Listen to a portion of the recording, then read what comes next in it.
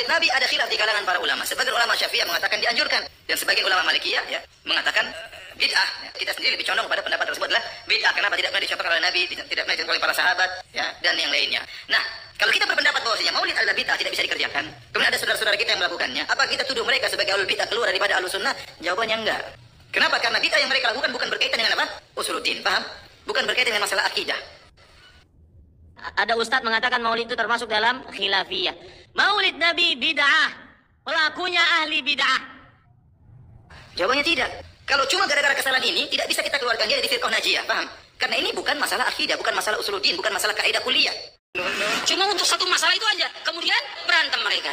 Iya tidak? Namanya persatuan kebun binatang, itu namanya. Persatuan kebun binatang. Waktu bersatu iya, Masya Allah. Habis itu cakar-cakaran. Perbedaan sesama Wahabi, saling cakar sama Wahabi itu tidak hanya di dalam masalah cabang agama, tetapi juga dalam masalah akidah. Sebagaimana perbedaan antara Syekh Fauzan dan Syekh Utsaimin, dua guru besar Wahabi. Penjelasannya sebagaimana berikut.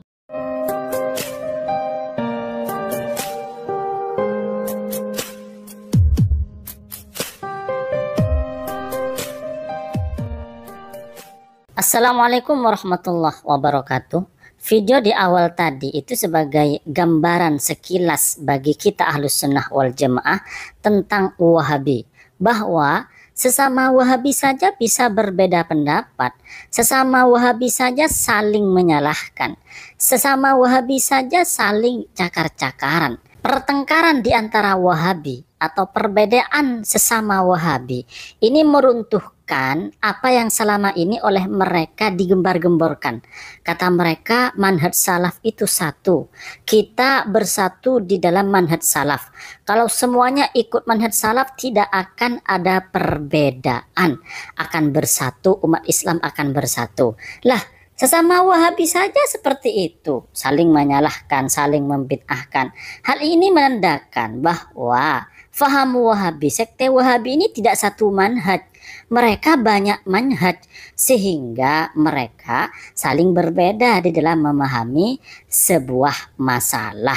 Jadi kita Ahlus Sunnah wal Jamaah kalau misalnya disalahkan sama Wahabi, nggak usah risau, nggak usah galau. Kenapa? Karena memang mereka itu berbeda dengan kita, mereka itu berbeda dengan ulama salaf.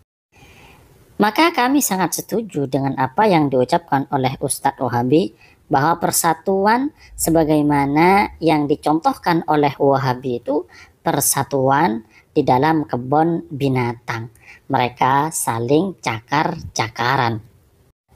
Kemudian ternyata perbedaan sesama Wahabi, saling cakar sesama Wahabi, itu tidak hanya di dalam masalah cabang agama seperti masalah kunut atau masalah maulid Nabi, tetapi juga Wahabi itu saling berbeda itu di dalam masalah akidah, di mana semestinya di dalam masalah akidah, terlebih di dalam masalah pokok akidah itu tidak ada perbedaan, semestinya sama.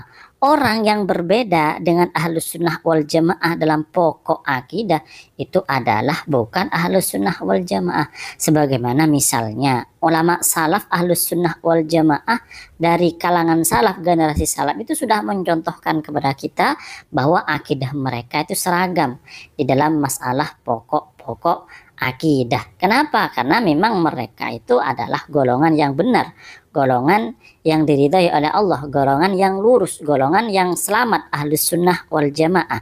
Nah, di sini Wahabi yang mengaku sebagai manhaj salaf, mengaku sebagai Ahlus Sunnah wal Jamaah, mengaku pengikut ulama salaf, ternyata di dalam masalah akidah itu berbeda-beda. Perbedaan sesama guru Wahabi di dalam masalah pokok akidah, di mana di dalam pokok akidah ini mereka itu menyalahkan Asy'ariyah, menyalahkan Ahlus Sunnah wal Jamaah, tetapi sama mereka saja mereka berbeda-beda. Ini menunjukkan bahwa akidah Wahabi itu tidak beres.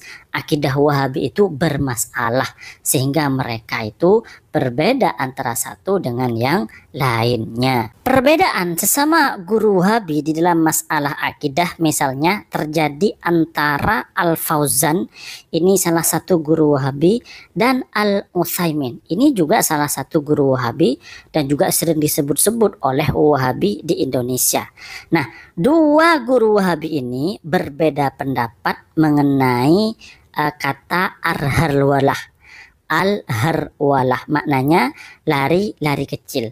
Apakah Allah Subhanahu wa taala itu zat yang berlari-lari kecil atau tidak? Apakah kata harwalah ini menjadi sifat Allah atau tidak? Nah, di sini ternyata Al-Fauzan dan Al-Utsaimin itu berbeda pendapat. Bahkan salah satu dari guru Wahabi ini mengatakan orang yang berpendapat bahwa Allah Ta'ala itu berlari-lari kecil itu berarti bodoh, gak belajar akidah. Luar biasa, sesama Wahabi sampai segitunya ya. Mengenai kata harwalah, Al-Utsaimin dalam salah satu kitabnya yaitu Syarah Akidah Ahlus Sunnah wal Jamaah menulis seperti ini ketika ditanya ya oleh seorang sa'il, orang bertanya, ya Syekh, ini orang bertanya, ya Syekh, wahai Syekh, hal nuthbitu lillahi al-harwalah, apakah kita menetapkan bagi Allah sifat al-harwalah, Allah Ta'ala lari-lari kecil?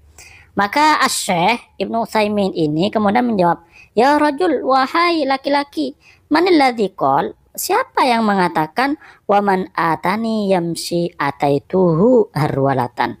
Siapa yang mengatakan barang siapa yang datang kepadaku dalam keadaan berjalan, maka aku akan mendatanginya dalam keadaan lari-lari kecil. Kemudian orang yang bertanya itu menjawab, yang berkata seperti tadi itu adalah Nabi Muhammad Sallallahu Alaihi Wasallam, anillah, dari Allah Subhanahu Wa Taala. Kemudian Al-Utsaimin ini berkata, anillah alladzi qala an nafsihi ataituhu harwalah. Allah sendiri yang mengatakan bahwa aku akan mendatanginya dalam keadaan lari-lari kecil. Artinya bahwa Syekh Utsaimin mengatakan Allah Ta'ala itu bersifat harwalah. Allah Subhanahu wa Ta'ala itu lari-lari kecil. Allah sendiri yang bilang seperti itu sebagaimana yang dikabarkan oleh Nabi.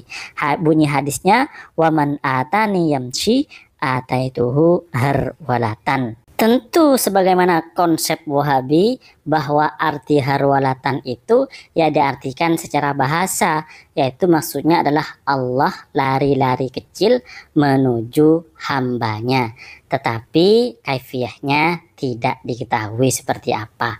Nah, ini keyakinan Wahabi, konsep akidah Wahabi. Kemudian kita lihat bagaimana pendapat dari guru Wahabi Al-Fauzan. Ada salah satu orang bertanya kepada Syekh Al-Fauzan bahwa ada seorang penuntut ilmu yang berpendapat orang yang tidak menetapkan sifat harwalah kepada Allah Subhanahu wa Ta'ala, maka orang ini adalah ahli bid'ah. Maka kemudian Syekh Fauzan ini menjawab begini, hada jahlun minhu, ini bodoh gitu ya, bodoh, gak ada nas yang mengatakan Allah adalah adzat yang lari-lari kecil. Mengenai hadis itu hanya mengabarkan, bukan menamai. Mungkin orang ini nggak belajar akidah dan konsep asma wa sifat. Memang bahaya orang yang seperti ini. Belajar Al-Quran, belajar hadis, baca Al-Quran, baca hadis, lalu difahami sendiri tanpa melihat perkataan ulama-ulama dan tanpa memahami konsep asma wa sifat. Nah, ini secara gamblang jawaban dari Syekh Fauzan. Arabnya baca sendiri. Saling beda sesama guru Wahabi di dalam masalah nama dan sifat Allah yang termasuk di dalam masalah akidah. Ini menunjukkan bahwa Wahabi tidak ikut manhaj salaf. Andaikan mereka ikut manhaj salaf, tentu mereka tidak akan berbeda pendapat seperti ini. Sedangkan menurut Ahlus Sunnah wal Jamaah sebagaimana yang disampaikan oleh Al-Imam Ibnu Hajar Al-Asqalani, bahwa yang dimaksud waman atani masyan, barang siapa yang datang kepadaku dalam keadaan berjalan, maksudnya adalah orang yang taat kepada Allah, orang yang melakukan ketaatan kepada Allah, ataituhu harwalatan, maka kata Allah, aku akan memberinya pahala dengan segera. Jadi kata harwalatan itu tidak diartikan secara zahir, tetapi diartikan dengan segera, bahwa Allah Subhanahu wa taala akan memberi pahala orang yang taat kepada Allah itu dengan segera, bukan dengan jalan-jalan kecil sebagaimana yang difahami oleh Al-Utsaimin. Wallahu a'lamu bissawab.